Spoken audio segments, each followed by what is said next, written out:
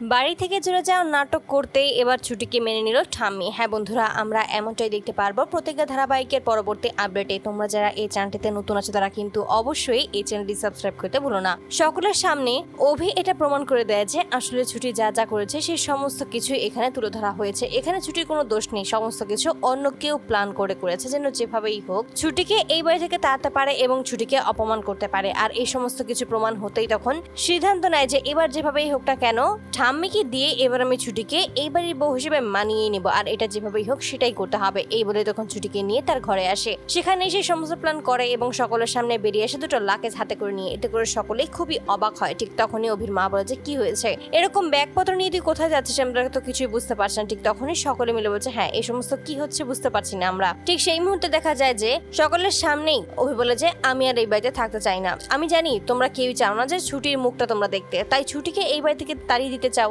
আর সেই সাথে সাথে আমিও এই বাড়ি থেকে চলে যাব। আমিও ছুটির সাথে এই বাড়িতে আর থাকবো না, তোমাদের সাথে আজকে আমার শেষ দেখা। আর এতে করে তখন ঠাম্মি খুবই অবাক হয়। আর তখন ঠাম্মি বলছে এরকম কথা তুই বলিস না, আমি সত্যি কথা বলছি, আমি ওইভাবে তোকে বলতে চাইনি। ঠিক তখন বলছে ঠাম্মি তুমি খুব ভালোভাবে জানো যে আমি তোমাকে কতটা ভালোবাসি, কিন্তু তবুও আমার ভালোবাসাকে তুমি গুরুত্ব দিচ্ছ না, কিন্তু তুমি চাইছো যে আমি যেন তোমার ভালোবাসাকে গুরুত্ব দেই। আমি সবসময় শুধুমাত্র তোমাকে ভালোবেসেছি ঠাম্মি, তোমার কথা আমি সমস্ত কিছু করেছি, কিন্তু একটা জিনিস আমি আমার পছন্দে নিয়ে এসেছি, কিন্তু সেটা তুমি কোনোদিনই মানতে পারছো না। শুধুমাত্র কি ছোটবেলায় একটা কাকে কথা দিয়েছিলে তার জন্য, এটা কি কোনোভাবেই মেনে নেওয়া সম্ভব? এমনটাও তো হতে পারে তখন আমার একজনকে ভালো লাগতো, এখন আমার অন্য একজনকে ভালো লেগেছে, এটা তো স্বাভাবিক তাই না? কিন্তু তুমি এটা কোনোভাবেই মেনে নিতে পারছো না, আর হয়তো বা কোনোদিনও পারবেও না। তাই আমি চাই না তোমার মনে কষ্ট দিতে এবং তোমার চোখের সামনে থাকতে। আর তার জন্য আমি সিদ্ধান্ত নিয়েছি আমি এই বাড়ি ছেড়ে চলে যাবো। যেহেতু ছুটিকে এই বাড়িতে তোমরা কেউ মেনে নিতে পারছো না, ওকে সহ্য করতে পারছো না, তাই ও তো এই বাড়িতে থাকতে পারবে না, তাই আমিও ওকে নিয়ে এই বাড়ি ছেড়ে চলে যাবো। তোমরা সকলে খুব ভালো থেকো। এবারে যখনই বেরিয়ে যাবে ঠিক সেই মুহূর্তে ঠাম্মি এসে বলছে এই সমস্ত কি কথা হচ্ছে? আমি কি একবার বলেছি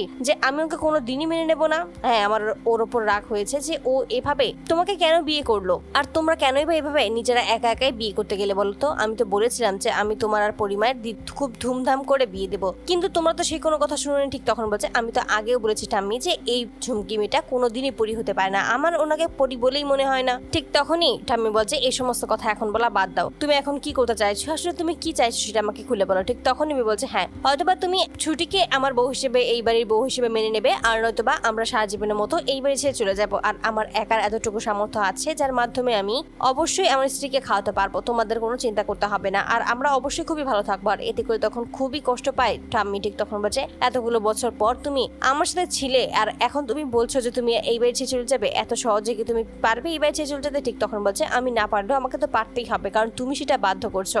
আর এতে করে তখন ঠাম্মি বলছে বেশ, তুমি যেহেতু এটাই চাইছো যে তোমার স্ত্রীকে এই বাড়ির বউয়ের মর্যাদা দিতে, তাহলে আমি তাই করবো, কিন্তু তুমিও দয়া করে এই বাড়ি ছেড়ে চলে যেও না। আর এতে করে তখন ঝুমকি বলছে না না ঠাম্মি, এই সমস্ত প্রাঙ্ক করা হচ্ছে, তুমি কেন বুঝতে পারছো না যে এই সমস্ত ইচ্ছে করে করছে, নাটক করছে শুধুমাত্র যেন ওই ছুটিকে এই বাড়িতে তোমরা মেনে নিতে পারো, যেন সমস্ত কিছু ভুলে যাও। আর তার জন্য অভি এই সমস্ত কিছু বলছে। ঠিক তখনই অভি হাসে, আর তখনই হাসিটাকে থামিয়ে বলছে তাই নাকি, তাহলে আপনি এখন ঠাম্মিকে বলে দেবেন যে ঠাম্মি এখন কি করবে কি করবে না, মানে ঠাম্মি আমাকে আদৌ ভালোবাসে কি বাসে না সেটাই তো আমি এখন বুঝতেই পারছি না। আর এই সমস্ত বলে যখন অভিমান করার নাটক করে ঠিক সেই মুহূর্তেই ঠাম্মি বলছে না না আমি এরকমটা কোনো কিছুই ভাবছি না, আমি সত্যি কথাই বলছি, আমার দাদু ভাই যা বলবে আমি ঠিক সেটাই মানবো, আমি ঠিক সেটাই শুনবো। এতে করে ঝুমকি ক্ষিপ্ত হয়ে যায়। ঠিক তখনই ছুটির কাছে আসে এবং ছুটিকে বলে যে তুমি ওকে একটু বোঝাও, আমি জানি তোমার সাথে আমি অনেক খারাপ ব্যবহার করেছি, অন্যায় করেছি, অনেক অপমান করে কথা বলেছি, কিন্তু আমি তোমাকে বলছি তুমি ওকে বোঝাও, ও যেন এই বাড়ি থেকে চলে না যায়। আমি সত্যি তোমাকে এই বাড়ির নাত বউ হিসেবে মেনে নেবো, আমার নাত বউ হিসেবে মেনে নেবো। আর এই সমস্ত বলে তখন ছুটিকে আশীর্বাদ দিয়ে বুকে আঁকড়ে নিয়ে বলেছে এবার তো